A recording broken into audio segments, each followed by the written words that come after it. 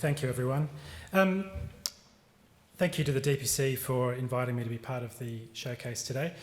Working with ideas is a sort of ordinary part of what I do as an architect and an urban designer, but it's really important to me, and I think to people beyond me, that design is part of a broader discussion about social reform and not just about designing things for people. So it means something to me that I can continue that discussion here. I'm really uncomfortable with the idea of brilliant idea. We live our lives through many really poor ideas that I think we could just stick with good idea can go a long way. So beyond this slide, we're going to go back to good. And that's not about managing expectation, but brilliance brings an unnecessary burden to you. So what does a good idea look like? I think you've all no doubt experienced that sort of recognition of a good idea, where it's, why didn't I think of that? It's that obvious, it's that singular, it's elegant, it's so perfect, you can't believe you haven't thought of it yourself until somebody asks you to come up with one. And then you have that burden of anxiety and of pressure and of this sort of search for the light bulb moment, thinking that that's how the hipster creatives come up with their good ideas or brilliant ideas. It makes it really hard. And in this kind of era of innovation and ideas booms, if you haven't been asked to come up with one, you're going to have to. And increasingly, you're not going to have the comfort of doing that in your own time, in the comfort of your own home. You'll be doing it collaboratively. So the anxiety of coming up with brilliant ideas together is even more than trying to do it yourself. So you can take some comfort, though, that in fact behind that elegant, perfect, pure, brilliant idea, it probably looks a bit more like this. The reality often has more cracks. It's made up of numerous elements, sophisticated relationships, dynamic systems, lots of imperfections, lots of scratchings. And thank you to my good former colleague, Michael Geiser from UniSA, for his wonderful drawing that I've borrowed here. Borrowing is a great part of working towards good ideas, by the way. If you zoom in and if you're looking for a roadmap about how to create a good idea or what it looks like, the process, it's not a linear thing. It probably looks more like this if you were able to draw a diagram of it. It's not even really a spiral or a loop that you see in other design method diagrams. It's often very, very messy. False starts, dead ends, iterations, many different hands and reworkings and so on.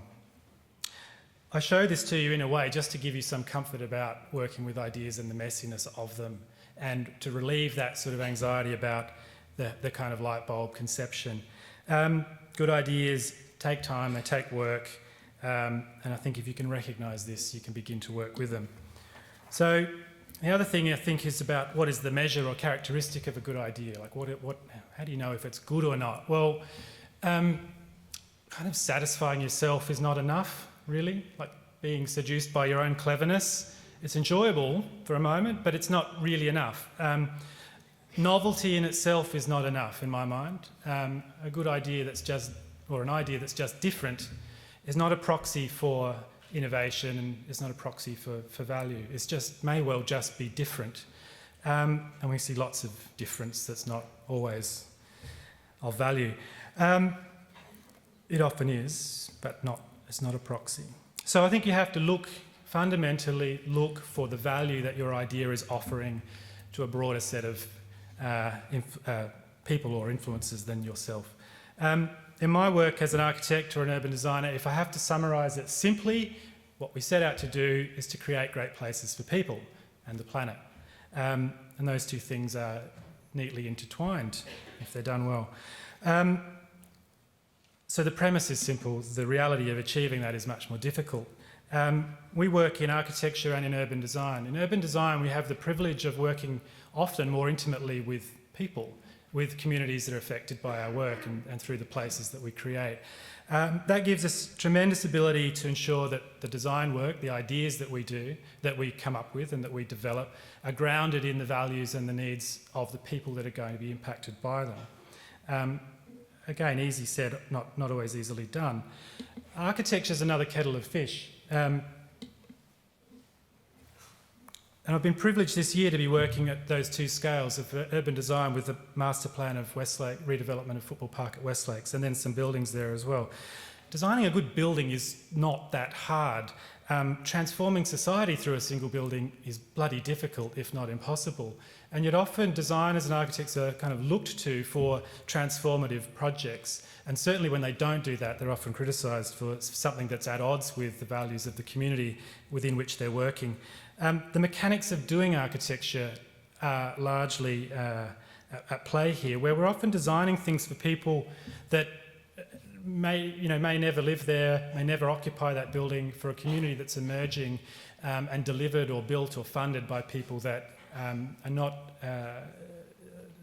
necessarily motivated by the longevity of that building. The other really interesting thing is by the time you get to design a building, you're so far down the stream of influence, you have these layers and layers and layers of policies and regulations that your impact is curtailed. I see that both as a limit and an opportunity. What it strikes me, though, is that we need an expanded field of innovators. That frustration with the limits in private practice was really what led me into my work in government with the Integrated Design Commission and Renewal SA. And 5,000 Plus was such a fantastic prototype of how you can engage communities in a discussion about alternate futures. And it was a real privilege for me to be involved. Out of that came a series of recommendations that we framed quite consciously around the people, the processes and the places that are involved in the transformation of a city or a society. And we did so fundamentally by recognising our own curiosities and with a level of comfort about our idiosyncrasies. And I think central to working with ideas and innovation is in fact this idea of authenticity, of recognising who you are and working with that. So that's really the 15-year backdrop to why I'm going to offer this little proposition up to you, which is really about how do you work further upstream in policy and how a creative or innovative approach to policy settings can have a flow-on effect downstream to enable transformation to be happening in our built environment. And in fact, this is analogous for a whole range of social questions. I just bring it to you through the lens of the built environment. So this is a little proposition, and Gail's already spoken about some of the challenges that we face as a society. Take your pick, really. What I'm pointing to here is that there are big social changes that are occurring and occurring much faster than what our cities have been able to adapt to. So one of the big ones there at the bottom really points to the demographic shifts that have and will continue to occur, which have flow-on effects around funding of really core and essential services, let alone any sort of wish list things that sometimes our built environment aspirations get lumped as. What it points to me is that if the 20th century was about maximisation, about maximising how well our cars move, our railways move, our water runs, our health system works, the 21st century really is one of optimisation. It's about really getting the best out of everything we do, thinking about how things can do more than one thing and do them really well. It's about partnerships. It's about engaging different people in the processes. And we've seen that in the built environment through a lot of sort of bottom-up guerrilla activities, which have been fantastic and fascinating in their own right. And many of these things are now quite mainstream and in some respects institutionalised. And even if they remain that kind of spontaneous element to them, they're often still operating in this kind of world. I need you to give you the moment to read it. A world that is bound up in disproportionate priorities and convoluted regulation at times. A space, you've probably all left offices with safe operating procedures peppered around on your kettle and your door and whatever. It's a difficult environment to do things sometimes. So my question is, can the policy settings transform contemporary cities, and ultimately whose job is it? Because often people will say yes to that and then they'll look at you to do it, whereas in fact my proposition is that I'm actually looking at all of you to do it. So I'm borrowing, again, that idea of borrowing being central to good ideas. I've borrowed somebody's idea who's much smarter than me, Charles Landry. Of course, it's not his idea anyway. He's just told a good story about someone else's. So the curious case of the Calgary bike bells. Thanks, Charles. So Calgary has many, many hundreds of kilometres of bike trails, and they have the problem of the bike and pedestrian interface clash. And so you have to have a bell if you're a cyclist, and they administer $57 fine if you don't have the bell. Now that fine costs the city $100 to administer, right? And it achieves nothing because people get the fine and they ride away. There's zero compliance. You have an angry customer or citizen and you have a dissatisfied employee. I mean, there might be someone that takes satisfaction from it, but it's a sweeping generalisation. It's not a very productive social transaction. So they took the $100 and bought 100 bells and a dozen screwdrivers, and they then gave people the choice. There's still an infringement. They gave people the choice of either getting the fine or getting a bell fitted to their bike. And everyone took the bell. And that created a moment of a positive transaction. Everyone's a winner. You ride away with a bell, a happy customer, a positive transaction, a happy worker. No cost to the city. So it points to that idea that with financial capital, the more you spend, the less you have. Social capital, the more you use, the more it achieves. So I took that idea and thought, how can I appropriate that into a different context? Can that offer something in Adelaide? And does it have physical and spatial potential? I like things. That was the second thing I thought after getting my parking fine for parking my scooter the wrong side of the line. The first was this absolute kind of pit of the stomach fury and irritation, and it really quite surprised me. I'm not a violent or hostile person, but it surprised me. I felt furious about it. And that's not an unusual reaction. You know, there's the hostility towards parking inspectors is universal. Now, it's universal, but Adelaide has a particular thing when it comes to car parks, and many of us would have heard this story before. We have a lot of them, 42,700. That's a couple of years old, so I don't think it's gone down, by the way. This is also a couple of years old, but a staggering $12 million worth of fines from those car spaces. So that's the revenue from the fines, not from the meters.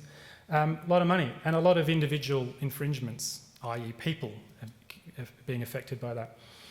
Staggering. Now, the notion, you know, they'll get criticised for revenue raising and so on. I don't really cite those figures in a negative way. I think what frustrates me is that there's an apparent disconnect between my fine of $80 odd, whatever it was, and anything good coming out of it. I'm worried that it's costing the city $100 to give me my fine. So there's fantastic initiatives going on in Adelaide around trying to transform the city to make better places for people. So my hypothesis here was maybe that fine could be more directly connected to that transformation. So to realise some of these sorts of ambitions. So it involves fundamentally rethinking a few things, the place, the people and the processes. So perhaps instead of this poor person issuing me one of these, they could issue me one of these. Now, why would they do that? We could begin this process of a transformation of the city, a physical transformation. And we can do it very simply through these sorts of micro interventions, the parklets. Take one of these, we put in some rudimentary infrastructure of a parklet tray with a nutrient reservoir. We plant our fine in here, unless you chose the $87 or whatever. You plant your fine in here, and in time, in 50 fines later, we have a new parklet. And that begins to mature and become a network. And it's a system, it's an exponential system. The more fines, the more parklets, the less car spaces, the more likelihood of fines, the more parklets. And in time, you're off and running. So we see the first week, 50 fines, 50 trees, one parklet. Still a lot of car spaces. In a year, we might have 100, 5,000 people have been involved, still 42,600 car parks, don't worry. 5 years later, there's 50,000 people have been involved in this transformation of the city. And how you do it, you know, it could be a big urban design ambition, or it could be more organic. It could be at the scene of the crime. It could be peppered around randomly. It could be a grand narrative of the boulevards. It could connect the squares. It could do the whole lot. It's not my place to decide. In a way, the side effect and the more valuable thing is about engaging people in this process in a way they haven't been. It involves fundamentally rethinking this guy's job from inspector to curator, perpetrator to place shaper, and celebrating that through the networks that already exist through the city. You see yourself up on Rundle Lantern. So my proposition is, what could possibly go wrong? What is really at stake here? There's plenty of things that can go wrong. There's at least 10 things that smart people can challenge me over there. Nutrient reservoir, I don't know. Every single flaw or obstacle in that proposal is a site for micro-innovation. So an idea does not have life if it's only one and then it stops. It's how does it expand the field of opportunity, and then who takes it up to make something of it.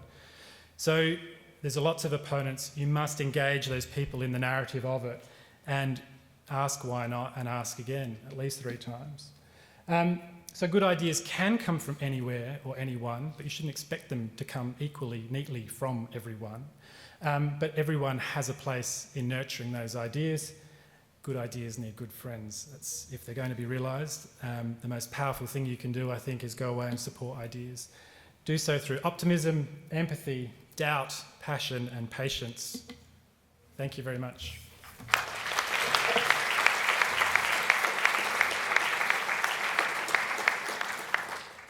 I flew through that a little bit, I'm sorry, but we're determined to make sure everyone gets their moment in the spotlight. So it's a privilege for me to also MC for the course of the rest of the afternoon.